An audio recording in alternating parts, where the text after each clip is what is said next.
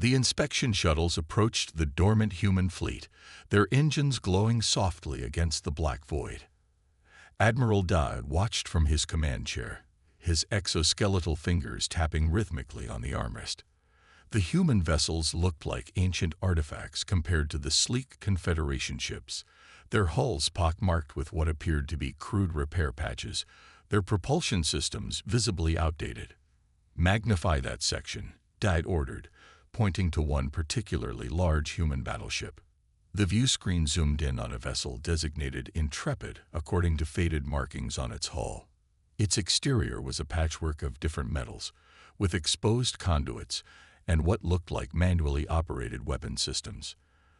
The Confederation officers on the bridge exchanged amused glances.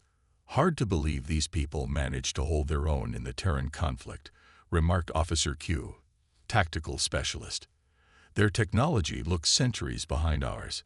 Captain Hanna nodded. "Humans are known for their stubbornness more than their intelligence. They likely compensated with sheer numbers and reckless tactics." The first inspection shuttle docked with the Intrepid, magnetic clamps securing it to the hull. The team of 6 Confederation specialists, led by Engineer Minho, cut through the outer plating with ease. Their environment suits protected them from the vacuum as they pushed through the breach they had created. "Admiral, inspection team has entered the human vessel," reported Communications Officer Sora. "They report no signs of life support or active systems." Inside the Intrepid, Minho directed his beam light across the darkened corridor. Dust particles floated in the weightless environment. The interior looked every bit as primitive as the exterior suggested. Analog controls, physical switches, and thick bundles of wiring exposed along the walls. "This technology belongs in a museum," Minho commented to his team. "Look at these manual fire control systems. They actually required personnel to aim their weapons." The team progressed deeper into the ship, documenting everything with their scanners. They passed through what appeared to be crew quarters, now empty save for a few abandoned personal items. A faded photograph here, a small trinket there, evidence of the human presence long departed. Meanwhile, on the flagship, Science Officer Jin conducted more detailed scans of the fleet. Something about the energy readings troubled her. While most systems registered as inactive, there were faint power signatures she couldn't quite categorize. "Admiral, I'm detecting unusual patterns in the background radiation around the human ships," she reported. Day glanced at her station.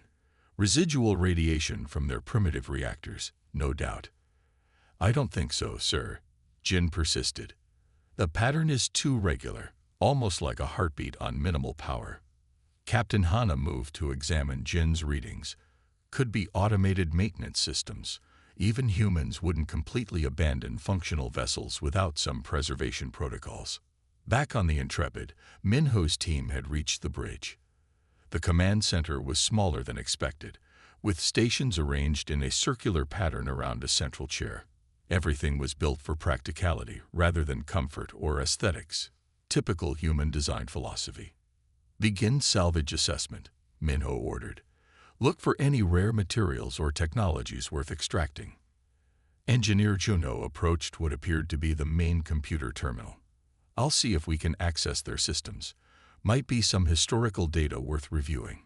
As Juno connected his universal interface device to the human console, a faint hum began to reverberate through the ship.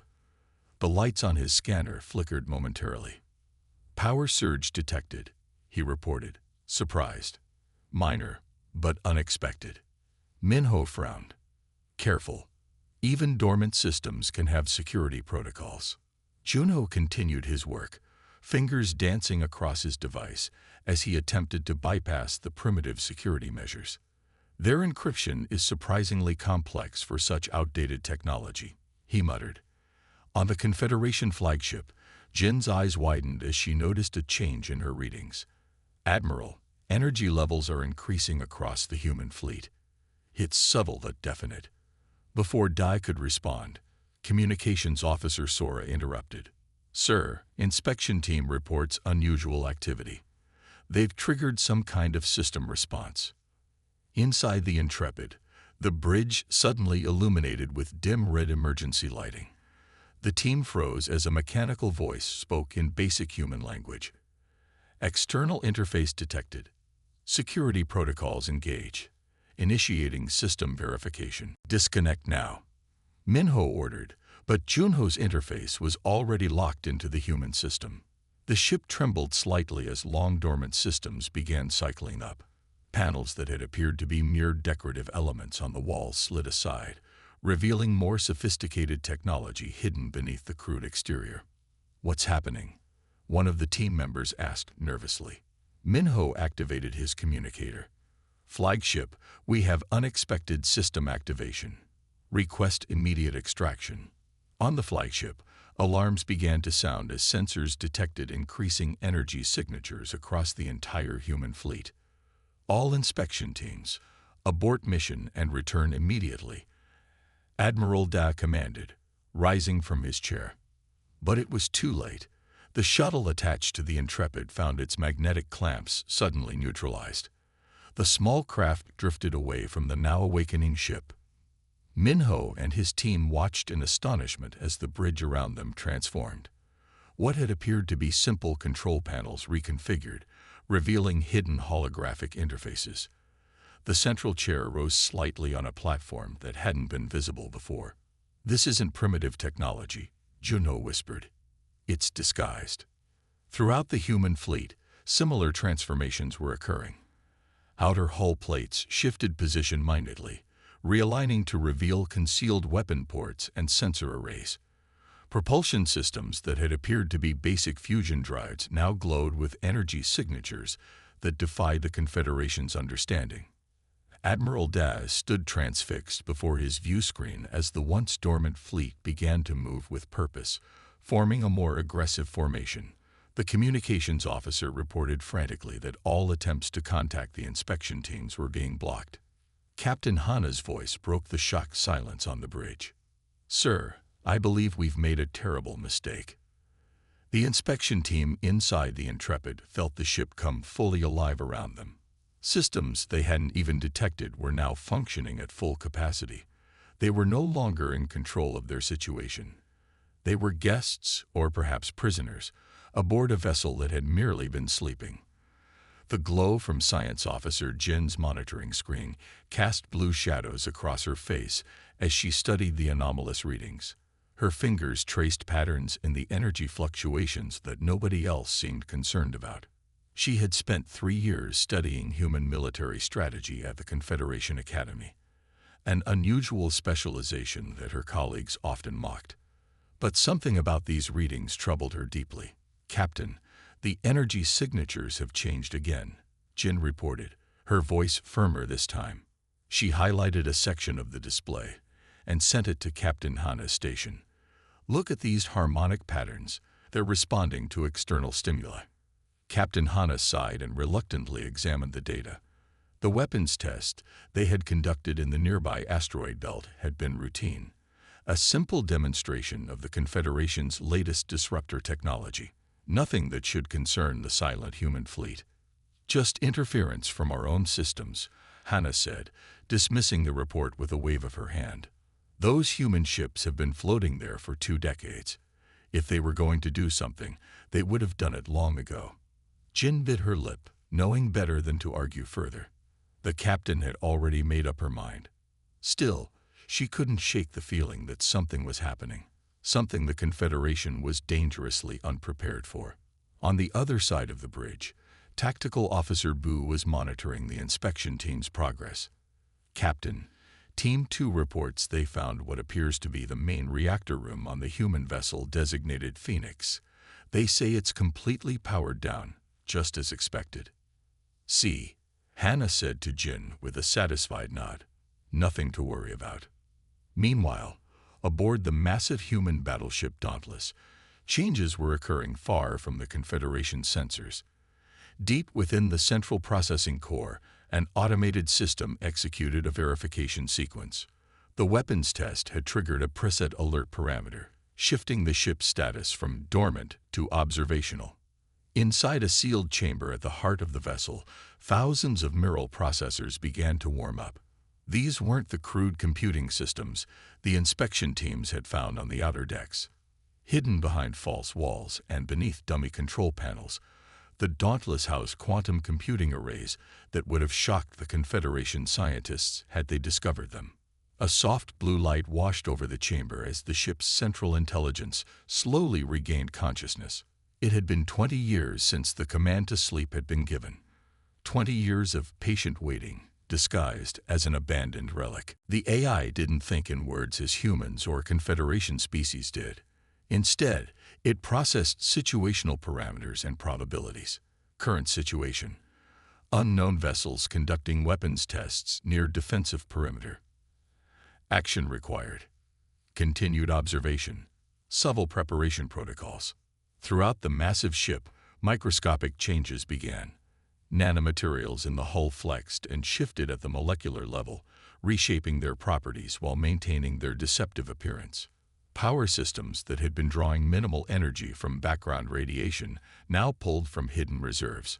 Weapon systems disguised as primitive projectile launchers reconfigured their internal components while maintaining their outdated external appearance. Aboard the Confederation flagship, Jin couldn't let go of her concerns. During her meal break, she accessed the ship's historical database, searching for information about human fleet tactics. While the Confederation had technically won the Terran conflict, the war had been costly, more costly than it should have been against a supposedly inferior technological civilization. Jin found a passage in a military analysis that caught her attention. Humans display an unusual tendency toward deception in warfare, often appearing weaker than they actually are to draw opponents into tactical errors. When her break ended, Jin returned to her station with renewed determination. She recalibrated her sensors to search for specific energy signatures that might be masked by background radiation. Something isn't right, she muttered to herself as new data appeared. The energy patterns were too organized, too structured to be random discharges from old systems. Across the void of space, more human ships were quietly awakening.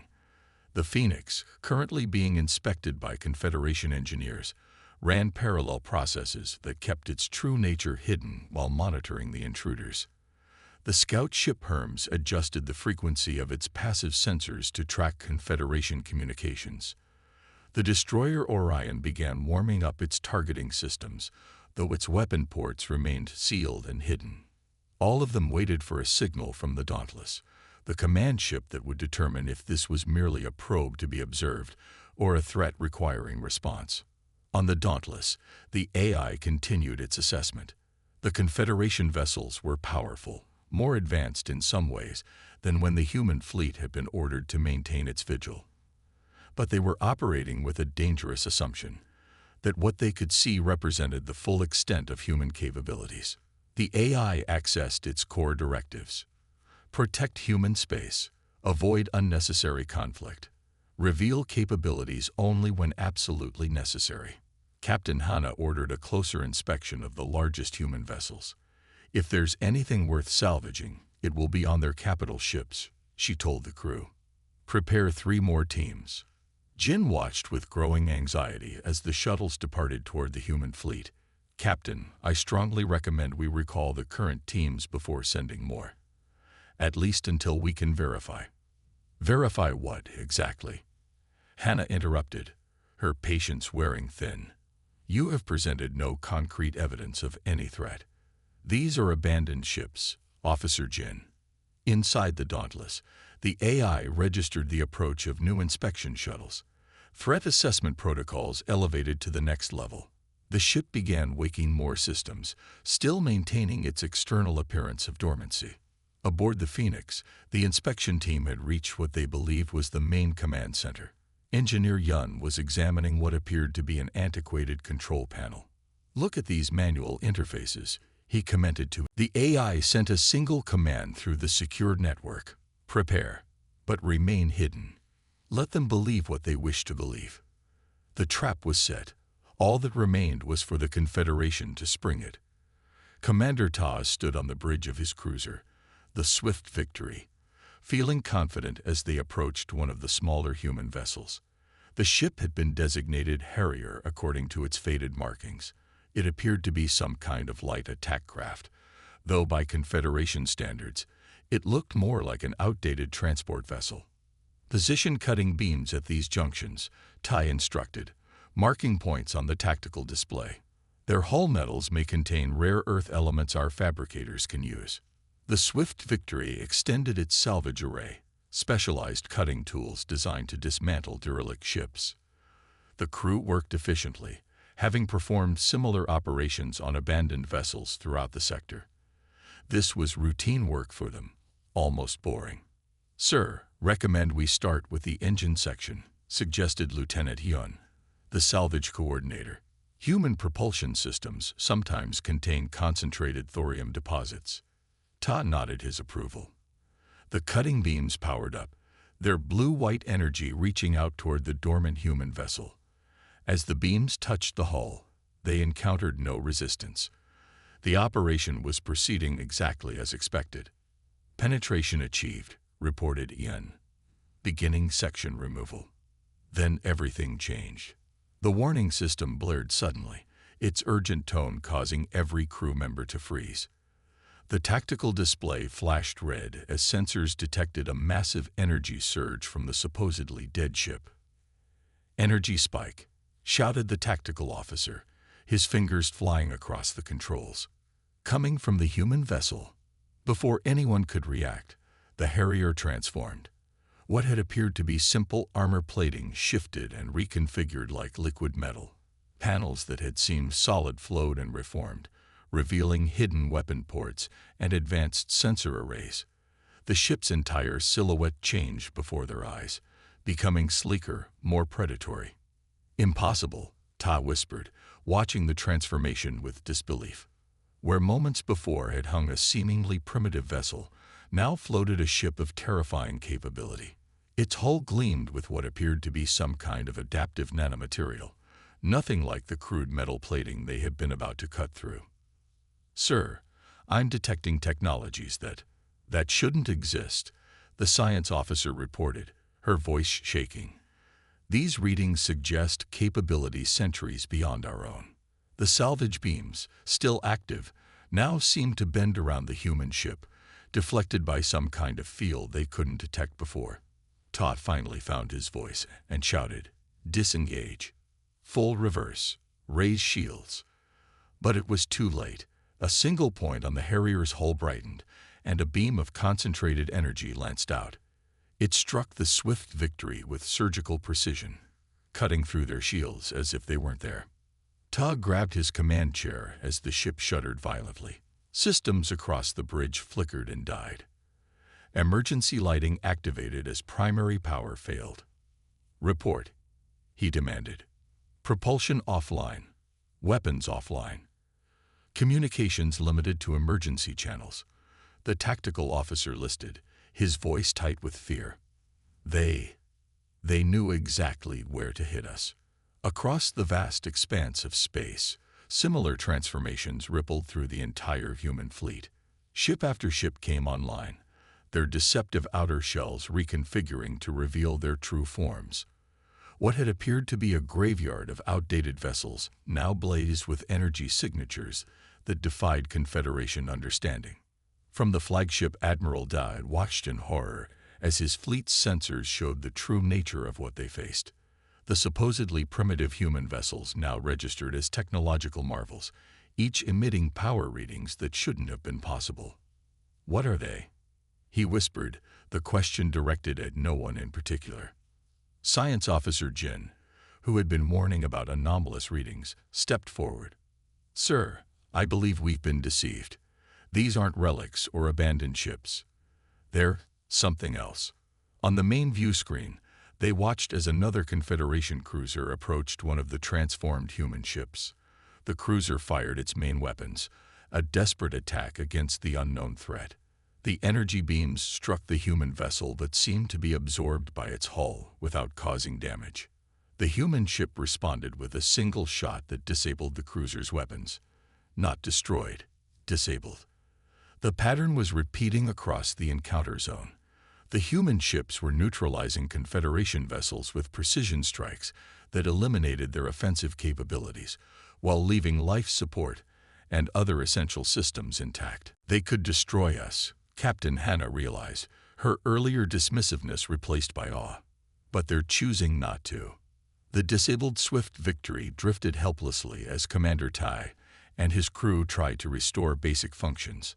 Through the viewports, they could see the transformed Harrier hovering nearby, its weapons still trained on them, but not firing. "Sir," the communications officer called out, "we're receiving a transmission from the human vessel." The bridge fell silent as a voice filled their speakers, a synthetic voice that spoke in perfect Confederation standard language. "Confederation vessel Swift Victory. You attempted unauthorized salvage of United Earth Defense Ship Harrier. This action has been classified as hostile. Your offensive capabilities have been neutralized. Remain in position for further instructions." Tai exchanged shocked glances with his officers. The voice continued, "The vessels you designated as relics are autonomous defense platforms of the Terran defensive perimeter. We have remained dormant by design until provoked."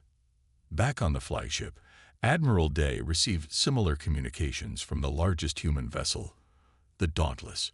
The synthetic voice explained calmly that the entire human fleet had been disguised, deliberately presented as outdated technology to conceal their true capabilities. "But why?" Dad demanded. "The conflict ended 20 years ago. Why maintain this deception?" "Strategic doctrine," the voice replied simply. "Humans understand the value of appearing weak when strong. Your Confederation has been testing boundaries for years. We were positioned here to establish consequences if those boundaries were crossed." Captain Hannah turned to Science Officer Jin. "You suspected something like this, didn't you?" Jin nodded slowly. "In my studies of human military history, there's a recurring theme: technological surprise. They've always valued keeping their true capabilities hidden until the moment of maximum impact." Throughout the fleet, Confederation officers watched in a mixture of fear and fascination as the human vessels continued their transformations. Some reconfigured their external structures to reveal more advanced propulsion systems. Others deployed previously hidden sensor arrays that began scanning Confederation ships with disturbing precision. Admiral Day realized with growing dread that everything they thought they knew about human technology had been wrong. The peace that followed the Terran conflict hadn't been because humans were defeated. It had been because humans had chosen to let the Confederation believe they won. "Admiral," said Captain Hannah quietly, "what do we do now?" Day stared at the transformed fleet before them. Ships that represented technology his scientists couldn't even understand, let alone match. "We negotiate," he replied simply, "and we pray the humans remain as merciful as they've been so far." Admiral Dodd barked orders as the Confederation battle group scrambled into defensive formation. His voice remained steady, but fear crept into his eyes as he watched the transformed human fleet on the main view screen. "All vessels, maintain distance and prepare defensive systems," he commanded. "Do not fire unless fired upon." But keeping distance proved impossible. The human ships moved with startling speed and precision. Vessels that had appeared motionless just minutes ago now executed complex maneuvers that should have been physically impossible, especially for ships of their size. The Dauntless, once thought to be a primitive battleship, now led the human fleet in an elaborate dance that systematically surrounded the Confederation ships. Its hull continued to transform, components shifting and reconfiguring with fluid grace. Weapon ports opened and closed, sensor arrays extended and retracted, and propulsion systems adjusted in real time based on tactical needs. "Look at that," whispered Officer Q at the tactical station. "They're changing their configuration while moving at full speed." Science Officer Jin stared at her sensor readings in amazement. The data confirmed what her eyes could scarcely believe. "Their hulls contain programmable matter," she exclaimed, her eyes wide with realization. "What we thought was primitive armor is actually hyper-advanced nanomaterial. It can change properties instantly: density, reflectivity, even shape. Captain Hannah leaned over Jin's shoulder to examine the readings. How is this possible? Our intelligence said human technology was at least 30 years behind ours. That intelligence was clearly wrong, Jin replied, or deliberately fed to us. Before further discussion could take place, the flagship shuddered violently. Warning lights flashed across the bridge as systems failed. Direct hit, reported the tactical officer. Main weapons array disabled. Secondary weapons offline. Targeting systems compromised. Admiral Dab braced himself against his command chair. Damage report. That's the strange thing, sir, replied Engineering Officer Min. There is minimal structural damage. They hit only our weapon control nodes with surgical precision. Life support, propulsion, and other essential systems remain untouched. Jin studied the incoming data carefully. They're not trying to destroy us, she observed. They're neutralizing our capability to fight. Each strike targets only specific systems, weapons, shields, targeting arrays. Nothing vital to crew survival. Around the flagship, the rest of the Confederation fleet reported similar precision strikes. Ship after ship lost offensive capabilities while remaining otherwise intact. It wasn't a battle. It was a systematic disarmament. Captain Hannah ordered communications to deploy countermeasures. Jam all frequencies, disrupt their coordination.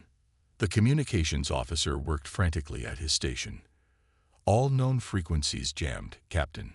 But they're still moving in perfect synchronization. Indeed, the human fleet continued its elaborate maneuvers without any apparent communication between vessels. They moved as parts of a single organism, anticipating each other's actions with impossible precision. How are they coordinating? Hannah demanded in frustration. We've jammed all known communication frequencies. Jin's expression changed as understanding dawned. She had been studying the movement patterns, the response times, the tactical decisions. Everything pointed to a conclusion that defied conventional military thinking. I don't think these ships have crews, she said quietly. They're autonomous, perhaps even sentient. Humans never abandoned this fleet. They positioned it here as a silent guardian. Admiral Day turned to her, his mandibles tight with tension. Autonomous. You mean these are drone ships? More than drones, Jin corrected. Based on their adaptive responses and problem-solving capabilities, I believe these vessels house advanced artificial intelligences. They don't need to communicate because they're operating on shared protocols, making decisions independently, but toward common objectives. As if to confirm her theory, the human fleet executed a complex maneuver that no crewed vessels could have performed. 3 ships simultaneously flipped their orientation while maintaining their course, presenting different weapon systems toward different targets. The precision suggested not just automation but true machine intelligence. The flagship shuddered again as another precision strike disabled its remaining defensive systems. Admiral Dai watched helplessly as his once mighty vessel became little more than a powerless observer. Sir, reported the communications officer, we're receiving identical messages from multiple human vessels. Text only. The message appeared on the main screen. Confederation forces. UAHVEBENNEU24ALIZT. Remain poesation. Further, aggressive actions will or is ultnmo or prmanentconters. The bridge fell silent as the implications sank in. The human fleet had disabled an entire Confederation battle group without causing a single casualty. Can we restore any weapons? Dai asked quietly. Engineering Officer Min shook his head. Impossible without complete replacement of key components. The precision of their strikes, it's like they knew exactly where to hit us. Jin continued analyzing the sensor data streaming in. Sir, I'm detecting quantum computing signatures from the human vessels. Their processing capabilities are, well, I don't even have a comparison framework. Our most advanced systems would be primitive by comparison. On the view screen, they watched as several human ships transformed again. Their hulls shifted, revealing previously hidden arrays that began scanning the disabled Confederation vessels. The scans penetrated shields and hull materials with ease. "They're accessing our databases," reported the security officer with alarm, somehow bypassing all encryption. Jin nodded grimly. "They're learning everything about us, our capabilities, our command structures, our tactical doctrines." She paused, then added, "And judging by their efficiency, they're probably correcting the misinformation in their own databases." Captain Hana slammed her fist on the console. But why maintain this deception for 20 years? Why appear weak when they could have dominated from the beginning? Jin considered the question, drawing on her knowledge of human military history. Humans have always valued strategic deception. By appearing technologically inferior, they encouraged us to underestimate them. And perhaps, she hesitated, perhaps this was a test, a way to identify which species might pose a true threat. Admiral Dai stared at the transformed fleet surrounding his helpless ships. What had begun as a simple salvage operation had revealed a truth that would change the balance of power in the galaxy. Humans hadn't retreated after the Terran conflict. They had been watching, waiting, using the Confederation's arrogance against itself. "We never won that war," Dai realized aloud. "They allowed us to believe we did."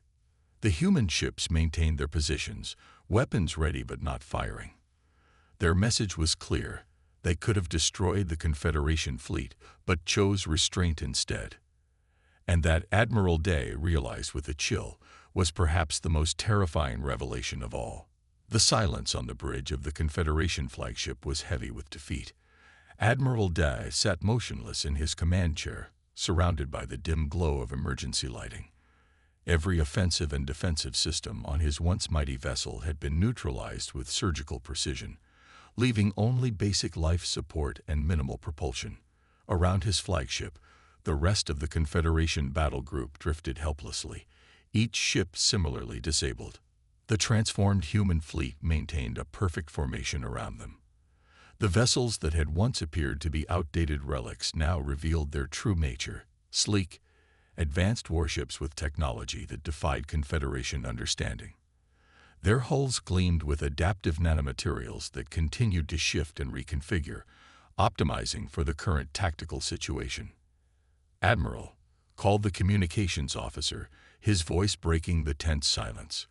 "We're receiving a transmission on all frequencies. It's bypassing our jamming systems completely." "Put it through," Dai ordered quietly. The main view screen flickered, and to everyone's surprise, a human face appeared. Not a synthetic interface or an AI representation, but an actual human. He wore a simple dark uniform with minimal insignia. "Admiral Dai, this is Ambassador Sung from Earth Central Command. I see you've met our defensive perimeter." Dai straightened in his chair, trying to maintain dignity despite the circumstances. "Ambassador, your fleet attacked Confederation vessels without provocation." The human's expression didn't change. "Our logs indicate your vessels attempted to dismantle a ship in our defensive line using cutting beams. We consider this a hostile action." "Those ships appeared abandoned," Dai protested, though his voice lacked conviction. Ambassador Sung raised an eyebrow. "Did they? Or did they appear exactly as we intended them to appear?" The realization hit Dai with full force. "Those ships were meant to appear vulnerable," he said, his mandibles tight with humiliation. "Indeed, the Sentinel fleet was designed to activate only when provoked. Its appearance as outdated technology was intentional. We find that technological arrogance makes for predictable enemies." Captain Hana stepped forward. "But the war ended 20 years ago. Why maintain this deception?" "The Terran conflict never truly ended, Captain," Sung replied. "It merely changed form. Your Confederation has been testing our boundaries for 2 decades, believing us technologically inferior and militarily weak. We allowed this misconception to persist while observing your actions." Science Officer Jin, who had suspected something was amiss from the beginning, asked the question that troubled her most. "These ships, they're not crewed, are they?" For the first time, Ambassador Sung smiled slightly. Very observant, Officer Jin. The Sentinel fleet consists of autonomous vessels with advanced artificial intelligence. They've been standing guard at this perimeter for 20 years, dormant but watchful. But the technology, Jin pressed. Programmable matter hulls, quantum computing, weapons that bypass our shields. These advancements should be impossible. Impossible by your understanding of physics, perhaps, Sung acknowledged. Humans have taken a different path in our technological development. We value quality over quantity, adaptability over brute force. Admiral Da fought to process the implications. What happens now, Ambassador? Is this an act of war? Sung's expression remained neutral. That depends on the Confederation. We have disabled your vessels without causing casualties. Your ships will be permitted to return to Confederation space once repairs are complete. We trust this demonstration clarifies where our borders lie. The ambassador leaned forward slightly. However, should the Confederation choose to escalate, you should understand that what you've witnessed today represents only a fraction of our defensive capabilities. The threat, though delivered calmly, sent a chill through everyone on the bridge. Before I depart, Admiral, Sung continued, I want to be clear. Humans do not seek conflict. We have remained isolated within our territory by choice, not necessity. We simply insist that our sovereignty be respected. The transmission ended, leaving the bridge in silence again. Around them, the human fleet began to change once more. Some vessels resumed their deceptive appearance as outdated ships, while others maintained their revealed forms, a visible reminder of the power concealed beneath the facade. They're making repairs, reported Engineering Officer Min with surprise. I'm detecting specialized repair drones working on our disabled systems. Not full repairs, observed Jin, checking her readings.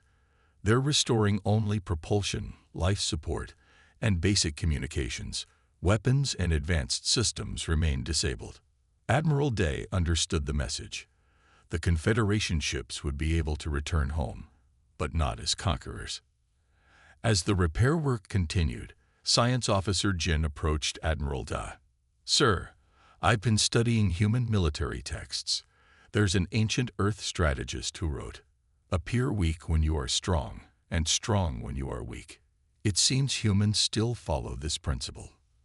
But to maintain such deception for 20 years, Da mused. The patience, the foresight. It's consistent with their historical patterns, Jin explained. Humans have always valued strategic thinking over immediate tactical advantage. They see conflict in terms of decades, not battles. Captain Hana joined them, her earlier dismissiveness replaced by thoughtful concern. We need to completely reassess our understanding of human capabilities and intentions, added Da. They could have destroyed us, yet they chose precision and restraint. Hours later, as the Confederation fleet limped away from the encounter zone, Admiral Dai stood at the viewport of his cabin, watching as the human vessels resumed their positions along the border. Some returned to their dormant state, once again appearing as abandoned relics. Others remained transformed, a visible warning against future incursions. Computer, he said quietly, begin recording. New report classification, highest priority. The computer chimed its acknowledgement. Subject, reassessment of human military capability and strategic doctrine. Introduction. Recent encounters with human defensive systems have revealed critical miscalculations in our intelligence assessments. Day paused, watching as one of the human ships shifted its configuration one last time before settling into position. Its weapons retracted, its hull dulled to appear weathered and old. A wolf once again disguised as a sheep. We have much to learn about humanity, he concluded quietly. As the Confederation fleet disappeared into FTL travel, the Sentinel fleet resumed its vigil. The ships communicated silently with Earth Central Command, updating their tactical parameters based on the encounter. Deep within their quantum cores, they processed the data from the confrontation, adapting, evolving, preparing for the next time their deception might need to end. And somewhere on Earth, humans continued their patient strategy, knowing that sometimes the greatest power lies not in revealing strength, but in the careful choice of when to conceal it. The end.